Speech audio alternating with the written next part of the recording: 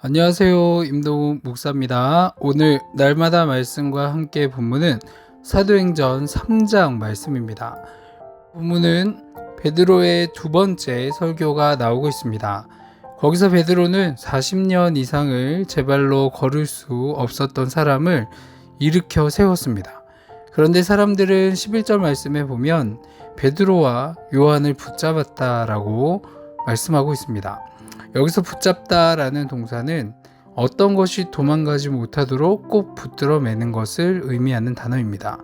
그렇게 고침을 받았던 자는 깊은 감사의 표시로 베드로와 요한을 꼭 껴안았을 것이고, 또 두 사람이 아니었다면 평생 걷지 못하고 구걸하는 인생을 살아갈 수밖에 없었을 텐데, 하나님의 통로가 되어준 것에 대한 마음 깊은 곳에서 우러러 나오는 감사로 이렇게 꼭 껴안고 있는 것을 볼 수가 있습니다. 그런 베드로와 요한은 그들의 고백대로 은이나 또 금을 가진 것이 없던 자들이었습니다. 또 제대로 배우지도 못했고 힘겹게 살아왔던 사람들이었죠. 그런데 그들에게는 영원한 생명이신 예수 그리스도가 있었습니다. 그래서 그들은 주님의 생명의 통로로 쓰임받게 된 것이죠. 우리들 역시 마찬가지입니다.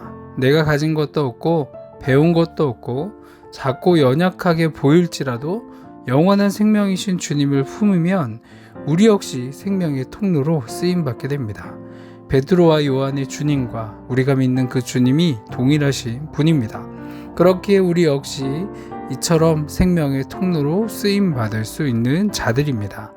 베드로와 요한이 안전뱅이를 일으켜 세우자 많은 사람이 베드로와 요한을 주목하기 시작했습니다. 그때 베드로가 이렇게 이야기를 하죠. 12절 말씀에 보면 베드로가 이것을 보고 백성에게 말하되, 이스라엘 사람들아, 이 일을 왜 놀랍게 여기느냐? 우리 개인의 권능과 경건으로 이 사람을 얻게 한 것처럼 왜 우리를 주목하느냐? 베드로는 구걸하는 자에게는 우리를 보라 라고 했지만 지금은 왜 우리를 주목하느냐 라고 반문하고 있는 것을 볼 수가 있습니다. 이 말은 우리를 보라 라고 말했을 때도 베드로와 요한 자신들이 아니라 그들 속에 있는 예수 그리스도를 보라 라는 것이었고, 또한 이 치유의 일이 나게 하신 분도 예수 그리스도시니 주목해야 하는 사람은 바로 우리가 아니라 예수님이다 라고 말하고 있는 겁니다. 오늘 질책을 받은 유대인들은 어떤 사람들입니까? 하나님을 믿는 하나님의 백성들이었고, 아브라함과 이삭과 야곱은 그들의 조상되는 자들이었습니다. 즉 하나님의 백성이라는 자존감을 가지고 살아가던 사람들이었다라는 것이죠. 그런데 지금 베드로는 유대인들에게 그 조상들이 영화롭게 여긴 성자 하나님을 당신들이 죽였다라고 책망을 합니다. 즉 당신들이 생명의 주님을 죽였습니다 라고 단도직입적으로 말하고 있는 겁니다. 그런데 당신들이 죽인 성자 하나님을 성부 하나님께서 살리셨다고 합니다. 다시 말씀드리면 유대인 당신들은 하나님을 죽인 살인자라는 것이죠. 그래서 어떻게 선포합니까? 그들에게 회개하고 돌이키라 라고 이야기를 합니다. 베드로는 지금 솔로몬 행각에 모여있는 유대인들이 성자 하나님이신 예수님을 십자가에 못 박히도록 직간접적으로 관여했지만 그것을 알지 못했기 때문에 그렇게 한 것을 알고 있다라고 말하고 있습니다. 이렇게 말하는 것은 베드로가 이스라엘 백성들을 깊이 사랑한다라는 것이죠. 왜 우리를 주목하십니까? 당신들이 생명의 주님을 죽였습니다 라고 통렬하게 질책했던 것은 그들을 무너뜨리려고 했던 것이 아니라 세워주기 위한 것이었습니다.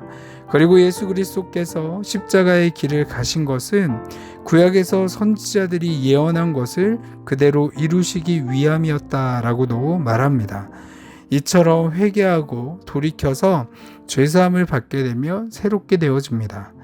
베드로는 자신의 두 번째 설교를 마무리 지으면서 회개하고 집에서 돌이키면 새롭게 되는 날이 이를 것이다 라고 목이 터지라고 외쳤습니다.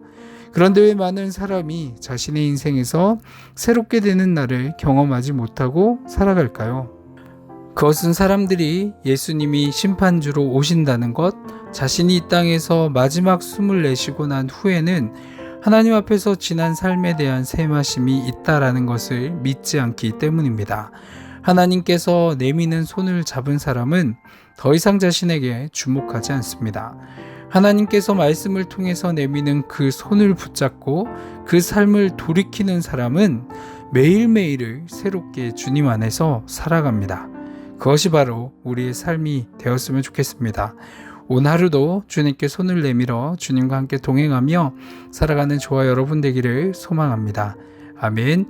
같이 기도하겠습니다.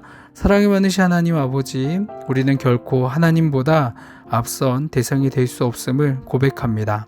우리의 남은 생애 동안 주님께 주목하는 삶을 살아가게 하시고 매일매일 주님께서 우리의 삶을 돌이키는 회개의 삶을 살아감으로 새롭게 되는 날 하늘을 향해서 숨을 쉬며 살아가게 하여 주옵소서.